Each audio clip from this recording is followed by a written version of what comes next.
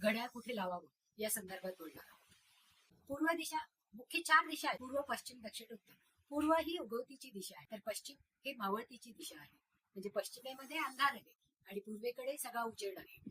तसंच उत्तरेकडे कुबेराची दिशा आहे, तर दक्षिण ही यमाची म्हणजे क्षीण करणारी. तर मग कोणत्या दिशेला घड्याळ लावायला पाहिजे? कारण घड्याळ हे कालनिदर्शक आहे, म्हणजे आपल्याला त्याची स्पंदनं सतत जाणवत असतात आणि आपल्याला त्यापासून एनर्जी मिळत असते. मग ती एनर्जी मिळवताना ती पॉझिटिव्ह एनर्जी असायला पाहिजे, हा विचार आपल्याला नेहमीच असतो. मग अशा वेळेस हे घड्याळ ज्या वेळेस आपण पूर्वेकडे लावू तेव्हा पूर्वेची स्पंदनं म्हणजे पूर्वेचा उजेड आपल्याला मिळेल.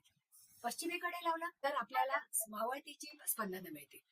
दक्षिणेकडे लावलं तर क्षीण व्हायला मिळेल आणि उत्तरेकडे लावलं तर कुबेराची दिशा म्हणजे ज्याच्यामुळे त्याची स्पंदनं ही आपल्याला जास्तीत जास्त एनर्जी देणारी मिळतील. तर म्हणून आपण आपली घड्याळ नेहमी उत्तर किंवा पूर्वेच्या भिंतीवर लावतो.